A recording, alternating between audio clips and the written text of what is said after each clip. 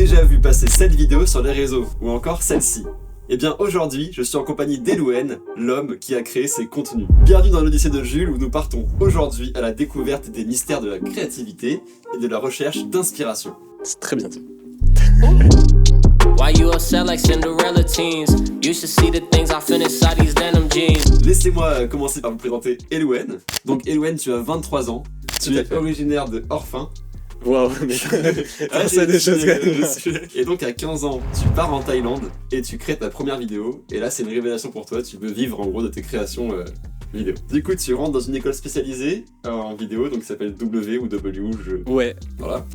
C'est pas vraiment spécialisé en vidéo, mais dans l'idée, journalisme. c'est plus de la création de contenu, mais que ce soit journalisme, communication, et il y a de la vidéo aussi. Mais c'est clairement pas le cœur du truc non plus au départ. C'est plutôt le type d'apprentissage qui est un petit peu différent de la norme et qui se détache beaucoup de la fac dans sa façon de gérer le truc, très projet, très apprentissage inversé, tu vois, méthode du Nord et tout. Et pour te donner un exemple, par exemple, que j'avais trouvé cool, en deuxième année, on avait un truc à faire où en gros, on avait un jour et demi pour faire un clip vidéo. On avait au départ un thème, genre une musique et une image, je crois qu'il fallait qu'on cale dans le clip. Et du coup, on avait vraiment une journée et demie pour scripter, tourner et monter un clip vidéo sur cette musique. Et en vrai, c'était un vrai challenge qui était vraiment passionnant. Enfin, vraiment pour le coup, tu dors pas, tu passes toute ta nuit à faire du montage. Enfin, vu que c'est moi qui faisais le montage, évidemment, j'ai passé toute ma nuit à faire du montage. J'étais éclaté le lendemain et tout, mais c'était vraiment trop cool parce que vraiment, du coup, ça te contraint dans une créativité et tout. Et à la fin, du coup, on se monte tous nos clips et tout, et c'est assez chouette. Et donc aujourd'hui, tu bosses en freelance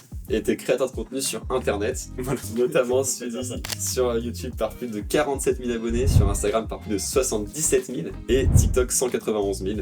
Wow. Et tu cumules des millions de vues sur tes vidéos, mais on a notamment du coup la vidéo par exemple de Macron qui a beaucoup marché, enfin de politique, tout ça. Alors première question du coup, d'où vient ton nom de compte Elouen la baleine? Waouh. Ça commence déjà un peu farfelu. Ouais, je pense que tu vas être un peu déçu, honnêtement. Non, mais déjà, juste au départ, j'ai cherché des noms. Ouais. Puis c'est comme tous les pseudos, en général, tu l'écris quand t'es jeune aussi. Hein. Donc c'est un pseudo que j'ai quand même depuis un petit bout de temps. Je sais pas si j'aurais pris celui-là genre, aujourd'hui, maintenant. Mais au final, je trouve que ça colle plutôt bien avec mon atmosphère de conte, qui est un peu genre de création de contenu farfelu. Et puis, parce que ça rime en fait. Il y a pas beaucoup de choses qui riment avec Elouen, tout simplement. Il y a pas non plus 50 000 explications, mais genre Elouen la hyène, tu vois, par exemple, ça te fait moins. Je suis moins fan de l'animal. Elouen la sirène. Ça, peut-être. Alors petite précision, pendant du coup qu'on va parler, on va faire une activité et du coup en gros on va réaliser une vidéo mais avec des contraintes. Tout à fait. Comment tu trouves ton inspiration pour créer une vidéo? Déjà je pense d'une part c'est au départ tu copies, enfin moi c'est ce que je faisais.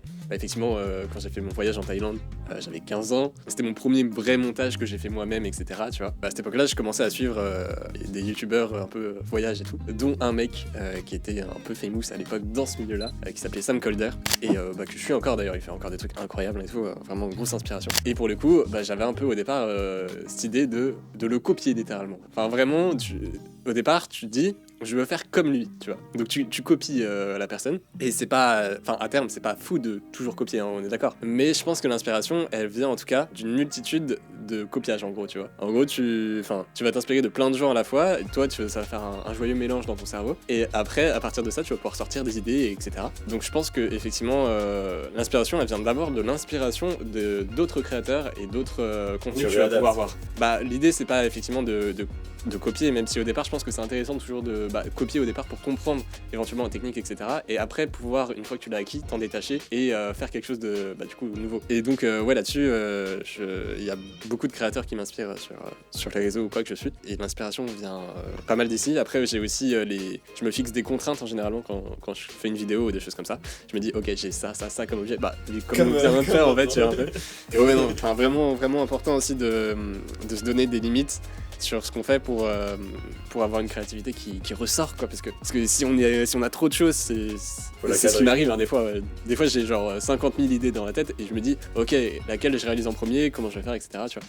Et c'est vrai que ça peut partir dans tous les sens et donc il faut que tu arrives à te cadrer, etc. Et pour ça effectivement soit tu notes sur un papier et t'essayes de repositionner un peu tes idées que t'as dans ta tête sur un papier, de voir après comment les faire fonctionner, etc. Mais l'inspiration ouais c'est surtout comme ça. Pour revenir sur les vidéos politiques, j'ai j'ai vu dans une interview que tu as réalisée pour le média Néo, Ouais, que tu disais que du coup, comme ça te venait de plusieurs inspirations, comme tu viens de parler, ouais, notamment de Cure Liquid Life. ouais, tout à fait. Est-ce que tu peux nous en dire plus Curly Liquid Life est un créateur de contenu aussi, donc VFX et un peu farfelu aussi dans sa façon de faire. Enfin vraiment moi je suis très très fan de ce qu'il propose comme contenu. Mais du coup j'avais vu effectivement passer, il avait fait ça notamment avec David Guetta je crois, sur un concert où justement, alors c'était pas tout à fait le concept, oui dans le concept de... Il n'y avait pas David Guetta. Non. Mais non là en l'occurrence c'est dans ce concept de reprendre le corps et de garder juste le carré de David Guetta, et il a fait ça où il tenait un sandwich etc. Je m'étais dit... C'est très marrant comme concept. Et peut-être qu'avant lui, il y avait d'autres gens qui avaient fait ce concept, etc. Alors, ça se trouve que ça date depuis très longtemps. Sans fin. Mais en tout cas, j'avais vu ce truc-là et je trouvais ça très drôle. Et il y avait des élections qui approchaient en plus en France. Je m'étais dit, c'est sûr qu'il y a un truc à faire avec les politiques. Genre vraiment, il y a des débats, tu voyais, entre Zemmour et Mélenchon, des choses comme ça. Il y avait vraiment des phrases, des fois, ou des trucs, des expressions de visage qui étaient vraiment très drôles. Et je m'étais dit, mais si on leur faisait faire n'importe quoi, genre sur le bas du corps, ça serait incroyable. Donc c'est un peu comme ça que ça m'est venu. Au départ, vraiment, genre, je suis allé juste aller chercher un ou deux, parce que moi j'avais vraiment zéro costard, rien du tout, tu vois. Mais du coup, je suis allé en ressourcerie, bon, ça coûte 1 ou 2 euros les costards. Bon, du coup, il y en a qui étaient beaucoup trop grands pour moi, évidemment. Au fur et à mesure, j'ai affiné ma technique, mais au départ, c'était vraiment, je prends le carré, je le rajoute par-dessus, même pas vraiment de tracking, je le fais à la main, limite, tu vois, pour suivre le mouvement. Et c'est tout, quoi. Et au début, non, ça avait pas forcément vraiment fonctionné ou quoi que ce soit. Et puis, effectivement, il y a une vidéo, à l'époque, j'avais peut-être 1500 abonnés sur TikTok, donc du coup, il y a une vidéo qui a dû faire 500 000 vues ou 700 000 vues, un truc comme ça. Donc à partir de là, je me suis dit, ok, bon bah écoute, on va retenter d'en refaire, tu vois. Parfait, on va passer à la question fatidique. Comment trouver la bonne idée? Wow. Cette question était peut-être pas une bonne idée. Je sais pas s'il y a vraiment... C'est juste la bonne idée qui s'adapte... Parce que la bonne idée, c'est par rapport à quoi aussi, tu vois. La bonne idée pour devenir viral sur les réseaux, tu vois, c'est pas la même chose que la bonne idée pour toi, tu vois. Je pense que si tu veux trouver la bonne idée pour plaire sur les réseaux, mais qui te plaît en même temps, déjà, il faut que tu comprennes un peu les codes des réseaux, etc. Ouais. Faut tester. Faut tester beaucoup de choses aussi, ouais, clairement. C'est vrai qu'il y a beaucoup de gens qui disaient à un moment sur TikTok ou Instagram, genre quand t'as une niche, tu restes dans ta niche et tu t'en sors pas, tu vois. Moi, je suis pas trop d'accord avec ça, parce que je pense que justement... créatif, tu vas justement rester dans... Moi, j'ai vraiment le côté un peu inverse. J'arrive pas à rester dans une niche. J'ai envie de tester trop de trucs, tu vois. Enfin, vraiment, je fais des trucs qui sont très opposés en termes de contenu. Enfin, très opposés. Pas tant que ça, mais tu vois, j'aime bien faire du drone FPV et ça a rien à voir avec le montage politique, par exemple, tu vois. Et vraiment, mon contenu est un peu trop éclectique parfois et j'en ai conscience, mais c'est parce que ça me frustrait de fou de devoir rester dans un type de contenu en particulier. Mais tu vois, enfin, au départ, j'étais vraiment focus contenu de voyage, etc. Et il y a un moment où effectivement, j'ai vu cette vidéo et je me suis dit, je vais essayer de faire un montage politique, alors que c'était pas du tout le type de contenu que j'avais l'habitude de faire, tu vois. Enfin, genre des trucs d'humour et tout, j'en avais jamais vraiment fait. Et en vrai, ça a marché, donc trouver la bonne idée, c'est effectivement tester des concepts, en vrai, je pense, beaucoup. Ok, ouais, du coup, tout à l'heure, on parlait un peu de ce truc de t'es pas tout le temps inspiré et faut pas forcément se mettre pression là-dessus. Moi, j'avais une question, c'était du coup, est-ce que tu as des rituels de discipline pour stimuler ta créativité? Genre tu dis une fois par semaine je dois quand même trouver une idée à tel moment pour tu vois, parce qu'en vrai genre je sais que perso j'ai posé cette question parce qu'à un moment j'avais fait ça en magie, genre je m'étais dit vas-y je vais essayer de créer un tour de magie chaque jour pour vraiment essayer de discipline, ouais t'as raison. Est-ce que t'as déjà fait des trucs similaires ou est-ce que tu penses que c'est... Ouais si je pense que déjà forcément les réseaux aussi te poussent à être régulier, tu vois, et te dire faut que tu postes. Du coup j'ai essayé de poster 2 fois par semaine. Le problème de discipline c'est en fait tu vois t'as pas de cadre, en fait il faut que tu arrives à te discipliner alors que en soi tu peux faire ce que tu veux.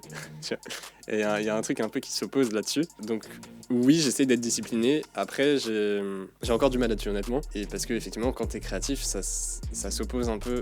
Alors je dis pas ça tout le temps, hein, mais ça s'oppose un peu à être organisé et cadré aussi des fois, tu vois. Mais il y en a qui arrivent très bien, mais je pense que après c'est pareil, c'est une façon de faire, une façon d'être. Et voilà, il y a des gens qui sont plus cadrés. En tout cas toi tu fonctionnes pas comme ça. En tout cas j'essaye. Ce qui m'aide quand même beaucoup c'est de poser mes idées sur...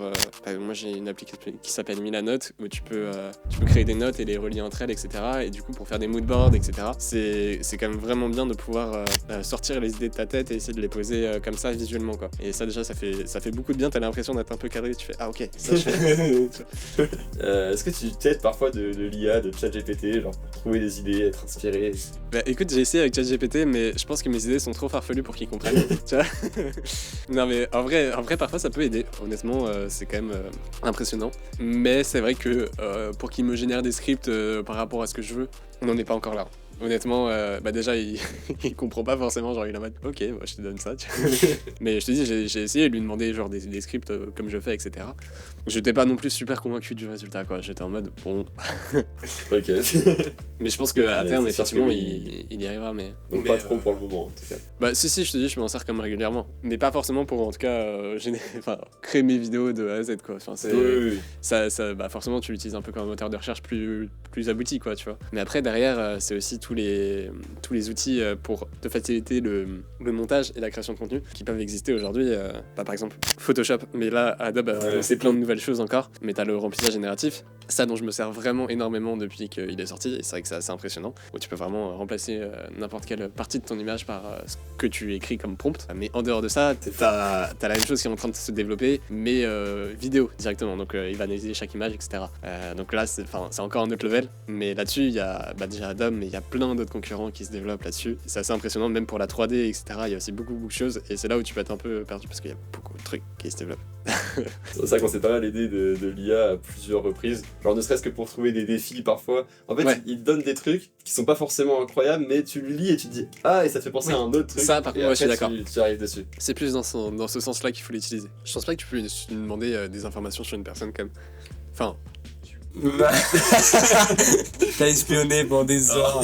GPT-4, c'est. Avec GPT-4. Bah, vu qu'il a internet et il est actualisé. Genre, il va chercher ton LinkedIn et tout? Non, quand même pas. Ok. Ça, c'est moi qui sais. Oui.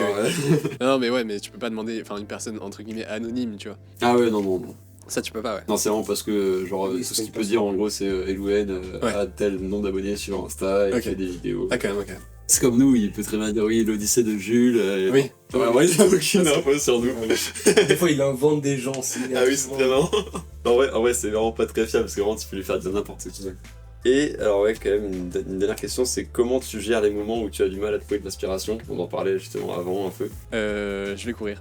Ok, vraiment. En vrai, ouais, généralement, quand j'ai un peu un burn-out mental, genre, je me dis. Enfin, tu sais, c'est vraiment l'action la plus simple que tu puisses faire parce que t'as beaucoup de sports que j'adore aussi qui demandent un effort en plus, entre guillemets, les autres sports, genre, ça demande une concentration, etc. Il faut que tu fasses ça. Alors que courir, vraiment, genre, juste tu mets des écouteurs, tu mets de la musique ou un podcast, quoi que ce soit, tu peux juste un pied devant l'autre, tu cours et du coup, bah, généralement, ça te décharge mentalement et après, tu reviens avec l'esprit un peu plus clair. Tu cours à la poursuite de l'inspiration Un finalement. monde où les gens trouvent de Belle l'inspiration. métaphore. Pourquoi vive la ratatouille? Est-ce que t'allais chercher ça? Sur ta chaîne. Ok. Pourquoi j'ai vu la Ratatouille? Déjà, Ratatouille est un film incroyable. C'est vraiment référence à ça. Non, pas que. Mais non, vraiment, je suis un grand fan de Ratatouille en règle générale. Je trouve que c'est un mélange de légumes qui marche très très bien. Et puis en fait, je suis devenu végétarien il y a 3-4 ans, du coup, j'ai encore plus attaché d'importance à la Ratatouille. Et voilà quoi, enfin, il n'y a pas vraiment non plus une raison très particulière. Tu vois, j'ai pas non plus vécu un épisode traumatique où la Ratatouille est venue m'aider. Mais. Merci à la Ratatouille. Donc, ok, ouais, donc un peu référence au film qui t'a inspiré. Ouais, ok. En vrai, pareil, je suis un gros rat du coup maintenant.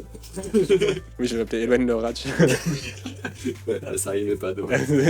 N'hésitez pas à écrire votre commentaire le plus créatif sous cette vidéo. Et abonnez-vous au réseau d'Elouen qui se trouve tous en description. Voilà. Et nous on se dit à mercredi prochain à 17h04 pour la suite de l'aventure. Merci pour l'invite. Merci à toi. Tout le monde applaudit. Tout le monde applaudit. Toute la régie, on est 50 sur le tournage.